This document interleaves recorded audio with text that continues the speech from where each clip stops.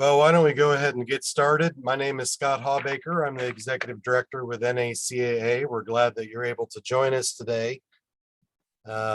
Just a few housekeeping items. We will be recording this session and I will be posting it up on YouTube.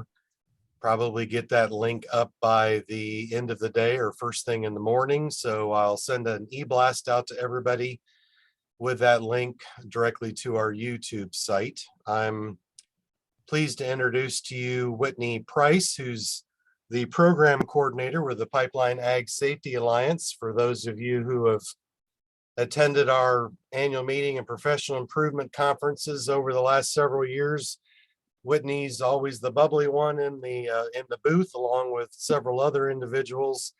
So I'm sure many of you have met Whitney and know her, but I will hand it over to Whitney and have her introduce our guest speaker today. Thank you, Scott. I'm looking forward to next year, actually, to see everybody in person again. But for those of any unfamiliar on the call here now with PASA, so PASA is composed of a group of utility operators, and we've worked with the NACAA for a number of years. And our goal is to help spread safe digging messages to extension professionals and all of you across the nation. So we do this so you can in turn educate the farmers and ranchers in all of the counties that you serve. Today, we've got one of our PASA members presenting the information, Tux Jackson from Plains Pipeline.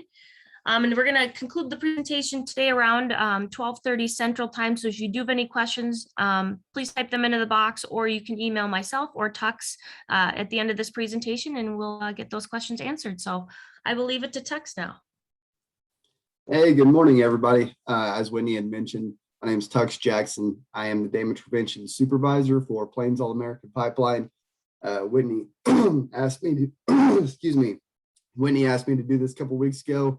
At that time, it felt great. So today, of course, I've got a little bit of a sinus infection. So I do apologize for the nasally sound as I am speaking. So I got about 40 slides here. Going to go through them kind of quickly. But again, I am the Damage Prevention Supervisor for Plains All American Pipeline. So if you do have specific questions in relation to Plains All American, feel free to send those to me after this as well. So this is kind of just a overall view from an ag standpoint of kind of the things that are basically the 10 tips to safe digging whenever it comes to agricultural excavation and things like that. So hopefully you can gain something from it, but feel free to send me any questions after the meeting as well. So I will go ahead and get into it here. I know that Whitney wanted to discuss a little bit about PASA and the members in general. If Whitney, if you want to go ahead and take a little bit of that on that slide. Yeah, so basically what we do is we gather a bunch of different pieces of safety collateral throughout the year and launch new safety information each year for all of you folks to use at no cost, of course, because our goal is just to keep folks safe. So if you need anything like an in-person presentation, if you'd like somebody to speak, or if you'd like any handouts for your field days, trainings, any of that kind of stuff, please feel free to reach out. Our main goal is just to keep people alive and safe and happy and healthy when they're working. So we're a resource for you all, and you can reach out anytime. Awesome. Thanks, Whitney. I appreciate it. Kind of moving on, like we talked about earlier, this is going to be the 10 tips to safe digging. And it'll basically be things that you can kind of be mindful of or communicate to our agricultural excavators out there, kind of to be mindful of when they are out there on the farm, planning tasks and excavation projects as well. I do want to be able to give you a little bit of information about Plains All American in general, just kind of where we operate. We do have 20,000 miles of pipeline across the United States and into Canada as well. So as you can see, we're over a lot of agricultural landscape there, Oklahoma, Texas, Nebraska, or into Kansas, Nebraska, Colorado, different places like that have a lot of agricultural excavation activity. So as I said, we have about 20,000 miles of pipeline that includes crude oil pipelines, NGL, and gathering lines as well. A lot of those gathering lines are going to be crossing a lot of those rural agricultural lands where you are going to be doing a little bit of deep plowing and things like that. So we've got all kinds of pipelines throughout, Oklahoma and Texas, where a lot of this would come into contact with agricultural lands. To kind of let you know, I mean, to whenever you're out there on, around our right of ways, and you do see those pipeline marker signs, and maybe you need to report an incident or see something out there that could be dangerous to the pipeline in general, we always feel free to, want you to feel free to contact our emergency telephone number, which I'll give it to you here in a few more slides as well. But whenever you do contact that number, you want to be able to talk to our pipeline control center. As you can see there, the pipeline control center can actually staff 24/7, 365 days a year. So I like to tell people, even if it's 2 a.m. on Christmas Day and you call that number, somebody's going to answer. A lot of companies have these type of control centers stationed throughout the U.S. Ours is located in Midland, Texas. What they monitor is pressures, temperatures, flow rates, any kind of deviation in those. And if they do have issues with those, they immediately shut down the pipeline so as to alert the operators as well. They'll contact the operator in the area, and then they'll respond to the incident or to the area that affected. So they have very strict qualities and standards in place for this as well. So.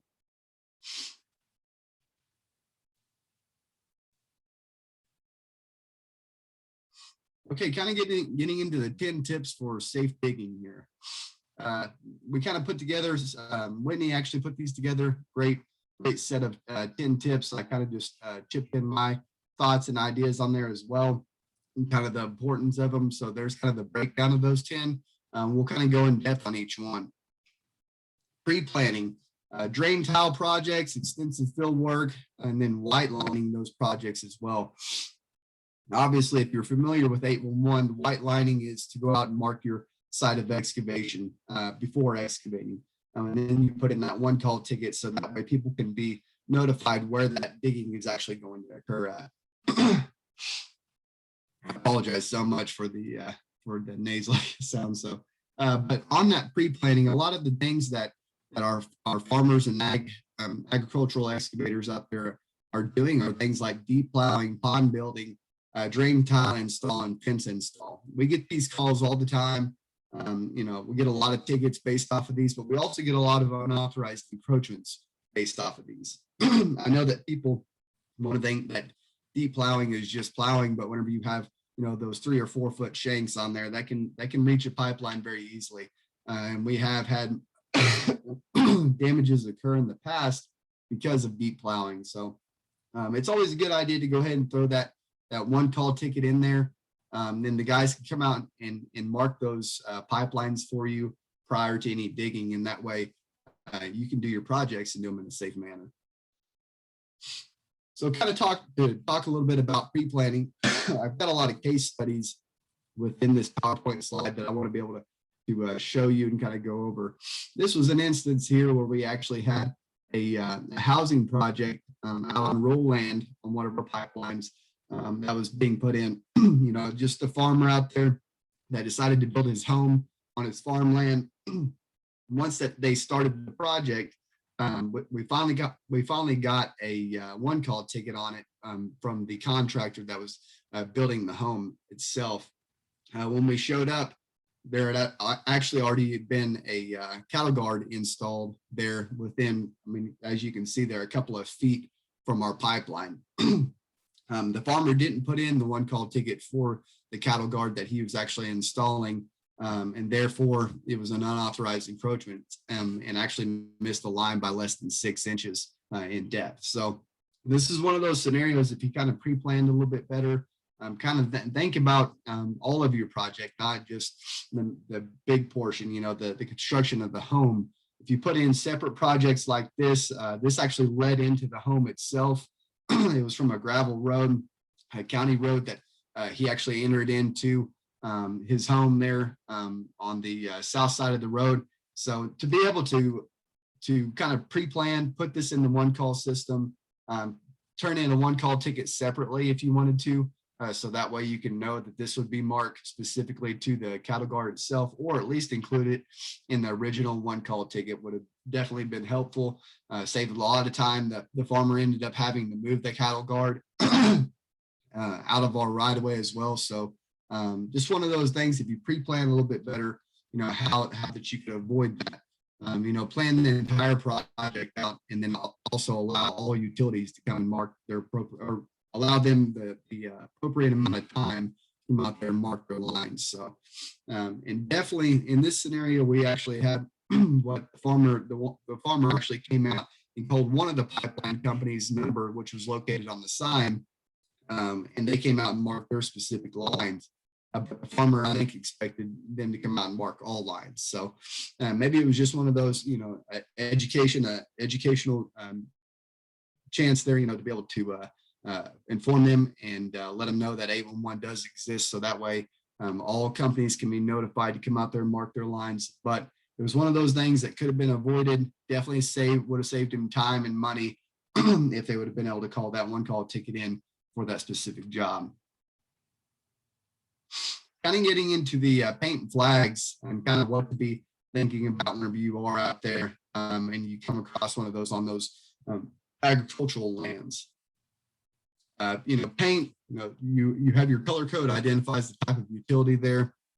Flags, we use these to mark our pipelines. So when we do get those one call tickets, our pipeline operators or locators come out there and mark their lines with the appropriate color of flag. In my instance, Plains All American were a crude oil company, so we would use yellow, as well as a gas company would use yellow as well. Utility markers used to identify the approximate location of buried utilities. You see there it says approximate location, not the exact location. So that's always important as well to know that just because there's a pipeline marker there, that's not the exact location. We've had plenty of people that have come out and installed fence lines thinking that they know exactly where these lines are at. And I'll actually show you a case study that they kind of thought that you could base that off of where the pipeline marker was at. Kind of to give you a little bit of an idea, I did talk about how we do have that emergency one call or the emergency phone number on our pipeline marker signs. Ours for Plains All American is 1-800-708-5071. You can see there that you have three specific, I guess technically four specific things that a sign is supposed to be able to communicate to you. It's supposed to be able to tell you that there's a presence of a pipeline, not the exact location, the material that's being transported. So in our instance, that would be petroleum product, and then emergency telephone number as well. So that way you can contact us, and then the name of the pipeline operator. So that'd be Plains All American Pipeline. Ours says Plains Pipeline LP there. So those are things that you can be able to get off there and understand exactly, what the product is, who you need to call, and the name of the person that you're calling. I told you about a case study that we actually had where a farmer actually put in or installed a fence line and actually put in a 4-inch wooden post. The landowner actually did submit a one call, but with inaccurate location information in there. He did not extend it all the way out to where our pipeline was. So the locator completed the ticket based off of ticket text within the ticket. So that's always important to make sure that not only that you're putting in accurate information, but say that you do come up to a pipeline marker sign like this to understand that this is not the exact location always. We got lucky. I mean, there's really no other way to say it on this one. We got lucky on this one, ended up being about 2 foot away from our pipeline. So they did miss it, but this is one of those instances where they actually did auger down in to put this 4-inch wooden post in. So you can imagine the serious injury and cost and time as well that can all happen if they would have struck our line or if our sign would have just been a little bit off. So always important to respect those markers, understand, hey, we always like to say to people, stay 25 feet off of either side. So if you go out there, you do turn in a one call ticket, and then you get inside of a right of way like that, it's always important to go ahead and stop, call that number, say that you don't see any flags out there. That way they can come out and hopefully have somebody come out and mark it for you. So number 3 here, pipeline depth and location. I like to say this, I use this because I've got a friend out that does, public awareness meetings in Arkansas. they might go in for 811 out there. A fantastic guy, and he always tells me, he says, hey, I don't look like I did 10 years ago. We can't expect these pipeline depths and depth of cover to look the same that they did 10 years ago when they were installed. A lot of things have happened since then, right? So you have a lot of erosion, sinkholes and different things like that, road grading as well. So a lot of things that can affect depth of cover and just how deep that your pipeline actually is. So there's different reasons for different depths on pipelines. You may have to bore underneath a road. So coming, when it comes up on the other side of the road, and maybe it's a little deeper and then it gets more shallow, the more extended away from the road that it gets. And then the location of the pipelines are obviously going to be different. They're not going to be specific locations or how they have to traverse. You may have ones that run parallel to roads, and you may have ones that run perpendicular. So you always have to, that's why it's always best to be able to turn in that one call ticket. If you're ever in question, allow us to come out and locate that. As you can see there, you see different lines crossing the pipeline itself. So you're going to have different types of pipelines, fiber optic. You're going to have crude oil, gas lines, water lines, all those different ones. It's always important to go ahead and turn in a one call ticket. That way they can verify exactly where that line's at and then be out there on location whenever you decide to dig within the right of ways. Talking a little bit about public versus private utilities.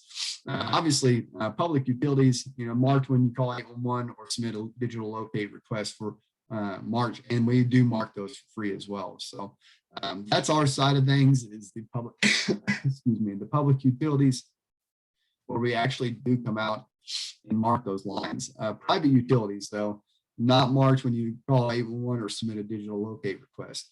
These are not owned or maintained by local utilities. The landowners are responsible to get those marked. There's a lot of contract locators out there that you can call to come and mark those for you, or at least they'll attempt to, but not 811. That's not what that's used for.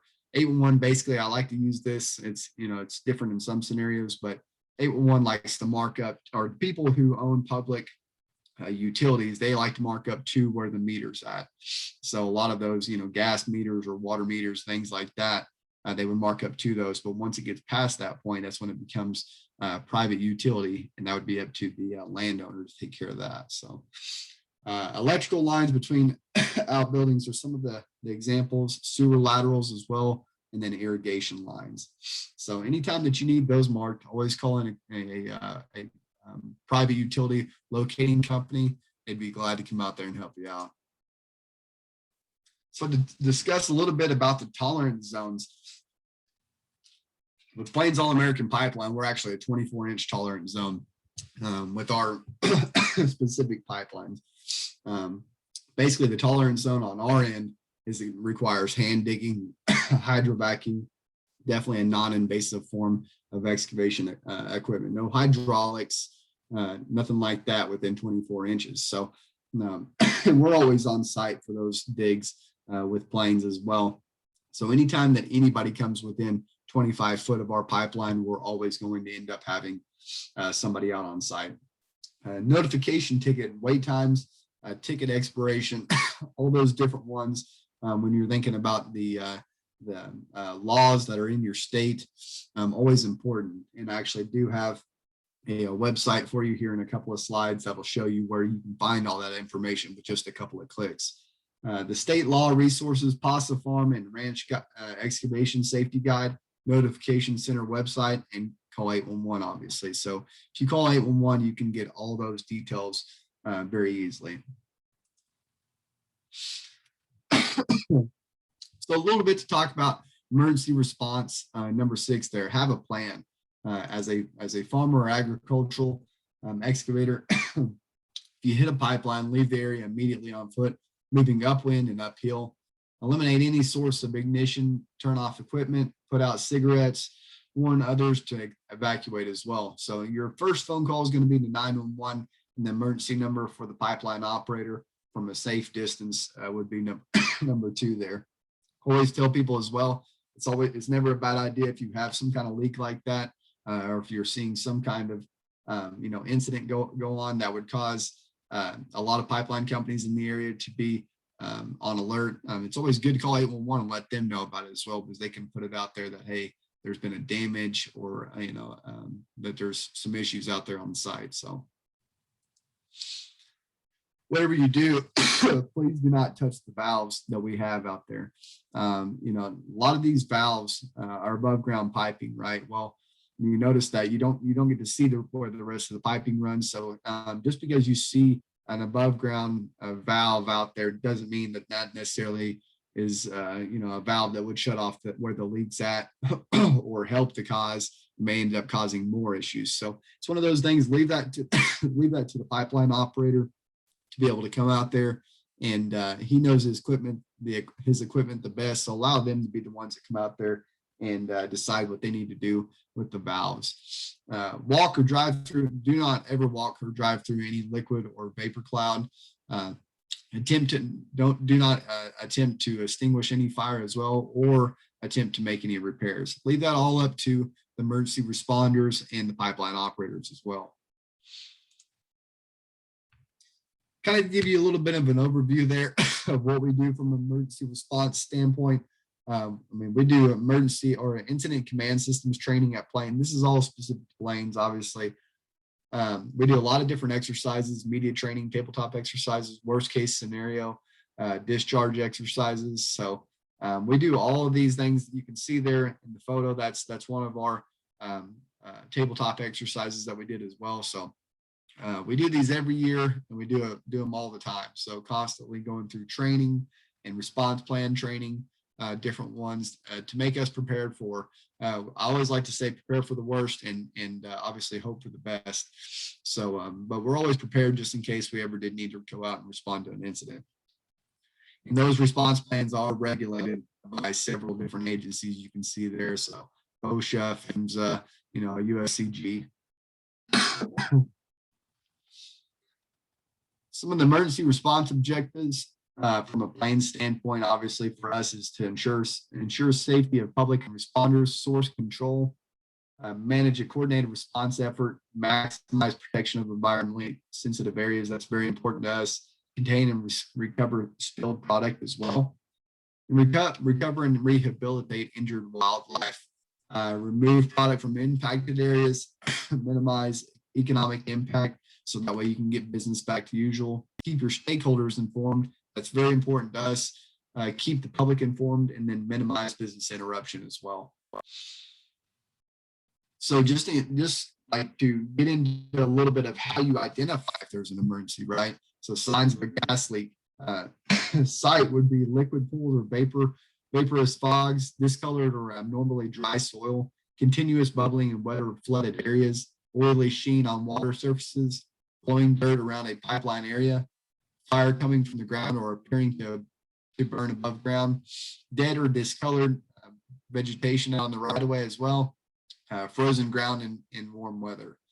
Some of the smells there: gas or diesel fuel, rotten egg. A lot of that's that mercaptan that they put in the gas, right? Or in a petroleum, from a petroleum side of things, that could be hydrogen sulfide, which is H2S, which is an extremely dangerous gas that sometimes can be present within petroleum. So it's always important, if you do smell that, to get upwind and away. So away from that.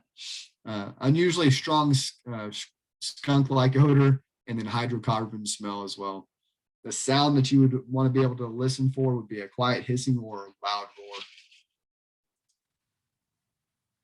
One of the biggest things, and I totally agree with this, is ask questions. If you have questions about pipeline, or like you see pipelines that are out there on your land, or the agricultural excavators notice that there are pipelines out there, feel free to call those numbers that you see on those pipeline markers. We love that.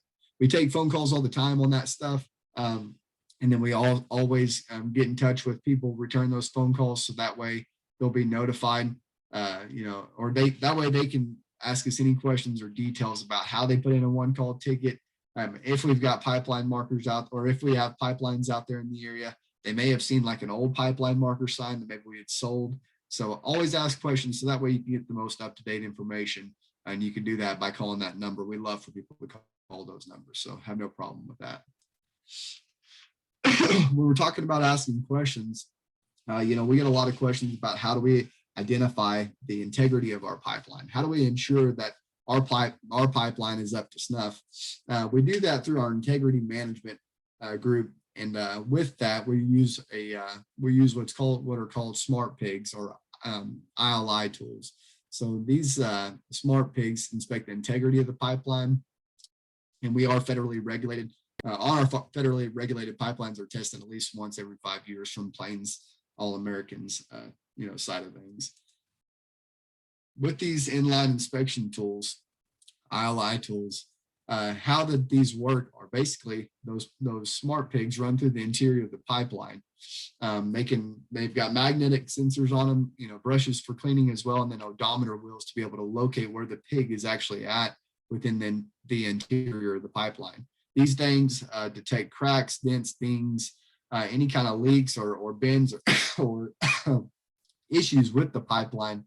And then we actually get to come out and do what's called a change out. So once we can identify these issues before they actually become problems, we can come in, shut down the pipeline, do what's called a change out. You cut out a section of pipe that has, obviously deteriorated or had issues with, or you think that could cause future issues. You come in there, cut that out, replace it with a new piece of pipe. And at that point, you're improving the integrity of the pipeline. So that's kind of how we do that. We get a lot of external damages that occur on agricultural lands. So all the time we're coming through with these ILI tools, and we'll notice that maybe we have little small dents and dings that could have resulted from small line strikes on the end of a say a hammy or something like that from plowing or deplowing or things that are just done on agricultural lands. So that's kind of how we do that from our side of things, how we inspect our interior and exterior of our line. The ILI tool can actually detect any kind of corrosion pits interior as well. So if we have any kind of corrosion within the pipeline, that's anomalies, it can pick up any of those, down to the pinpoint. It can see little pinholes, little tiny dents and dings on the line. So we're actually able to go in there and identify that, and again, go back in and make those change outs if necessary. So, asking questions, kind of keeping on with the asking questions portion. We do get asked a lot, like, is there a website that you can actually use to be able to see where a lot of these pipelines are? There actually is. NPMS, which is the National Pipeline Mapping System. There is the website that you can use. If you go to that, you're going to see all the big boy pipelines. So you're not going to see all the small, like, distribution lines and things like that, but you will be able to see some of the bigger hazardous pipelines as well on there. So you can check which pipelines operate near where your home is, where your land is, where you're going to be digging. But it's always, and this is kind of what it looks like once you get in there. You would use the public map viewer in this instance.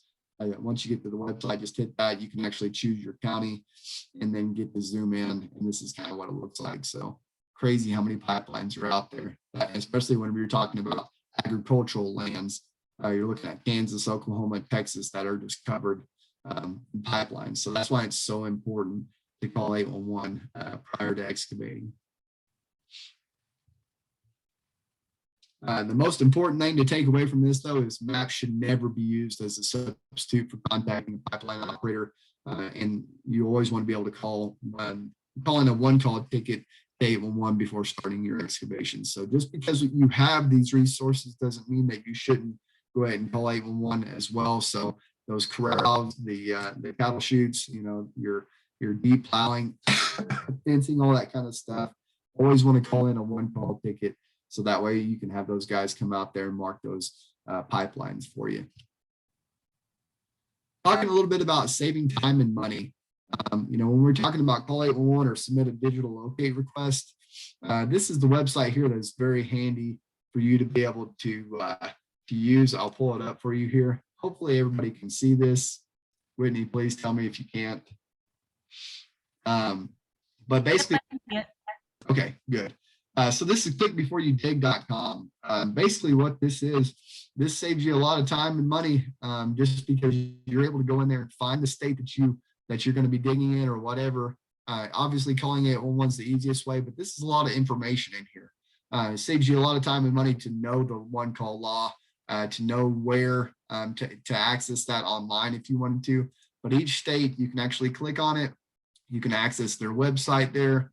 You can see how much advance notice that you actually have to give them. So that way it helps you pre-plan as well. And then it also allows you to understand how many days that you actually have to get your project done underneath the same ticket, and do you need to update it? So great information there.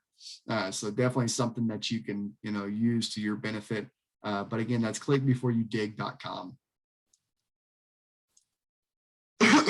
I noticed we had a question there. I don't know if that's, might have missed this. Where can I get a slide of info to add to my presentations? When you may have to help them out there. That's Ann Miller. I might have missed this. Yes. Yeah. Yeah, Ann, if I can get your email, I can definitely send you some information. Okay, cool. No, thanks for asking the question, Ann. Appreciate it. If you have questions, feel free to throw them in there. And then if not, you can send them to me afterwards. So Whitney's got my email address. Kind of to slowly start wrapping up this presentation here. We did say it's hard stop at 12:30, so a couple more slides here. Number 10, learn from your past mistakes. Definitely don't cut corners. A lot of this can result in a huge cost to your family, and in some instances, injury or death, because you always want to make sure that you're learning from these stories, from these case studies that we've actually had happen. This is one that happened very recently for me out in Oklahoma. So a guy was actually going out and he decided he wanted to build a barn out, or a shop out on one of his pieces of farmland out there. Unfortunately, the person they hired to do the work never put in a one-call ticket. They built the foundation, started doing the framing as well. And then finally, whenever the electrical company came in to put in their electrical lines, that's when we got a one-call ticket. And at that point, our operator came out and seen what, ended up being a pretty bad deal. This is one of those, what happened exactly. It was an unauthorized barn constructed. It ended up being about $100,000 that this person had poured into this project. Where this yellow line is right there, that's where our pipeline actually runs. I mean, smack dab underneath it. So no one-call ticket associated with the project. The right-of-way agreement also clearly states no permanent structure. And then we also, like I said, found that whenever the electrical company finally put in a one-call ticket just for the electrical line leading up to the barn itself. So, if they would have turned in a one-call ticket and allowed, or marked their construction site with markings as well, and allowed all the utility companies the appropriate amount of time to go out there and locate these lines, this probably wouldn't have ended so badly for the farmer on this point. So, there's a lot of things that it can save you time and money, definitely, and to learn from these kind of past mistakes from these people that maybe just weren't aware of the one-call system. That's why it's so important to push this out to a lot of our agricultural groups and stakeholders, is that projects like this happen a lot more than you would know, and it ends up costing a lot of money and a lot of time because of that. But more importantly, something bad could happen with an injury, or like we said, a fatality as well. So if you hit these lines, specifically in Oklahoma, we've got multiple lines. One that runs about 20,000 barrels of crude oil an hour. So that's always important to realize, like how big these pipelines and how much they actually transport in some of these instances. So always knowing your right-of-way agreements, knowing where these pipelines run, and then calling in an 811 so that way they can come out and mark those utilities.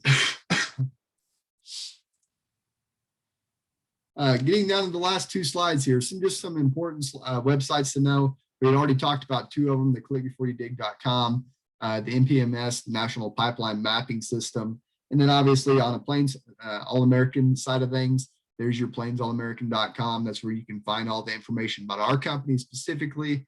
If you need any information from me or anything like that, my email address is tljackson@paalp.com. That's P as in Paul, A as in Apple, A as in Apple, L as in Larry, P as in Paul.com. So if you need any other further information, feel free to reach out.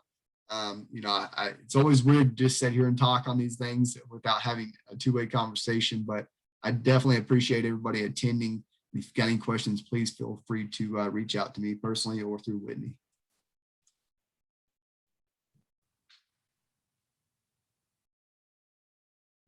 All right. Thank you, Tux. And if anybody has any additional questions or wants my contact information as well for safety collateral, you can visit pipelineagsafetyalliance.com and click the contact tab. Thanks, Scott. I'll make sure to include some of that information in the e-blast that I send out as well. Just looking, there was a couple comments. There was past President Williams has left one in chat and now put one in question and answer, but he just said it's amazing how much is buried in the ground around the country, which is definitely true. So right. one of the questions he had in chat was, did you offer to buy the building and put in a compressor station? Oh, that's funny. But anyway. Well, that's a great question. We actually are a crude oil transportation company, so we have pump stations on ours. But no, great questions from everybody. Appreciate it. Well, we appreciate both Whitney and Tux being with us today. And as I said, I'll make sure to put their contact information. And Tux, I don't know if you'd be willing to, but if you could potentially share that PowerPoint, there may be some information that our members could pull from there just to potentially have in presentations that they give. But if you don't feel comfortable with that, we definitely understand. So. No, yeah, I think that we could do that. Obviously, I'll have to check with my group on that end, but I don't think that'd be a problem. Well, and also if there was anything that our members saw that they were interested in, we might just ask for 1 or 2 slides. So just feel free to reach out to either Tux or Whitney or myself, and we'll see what we can do. So if there aren't any more questions, then we'll go ahead and sign off. And once again, thank you to both Whitney and Tux. Thank you. It was a pleasure. Thank you.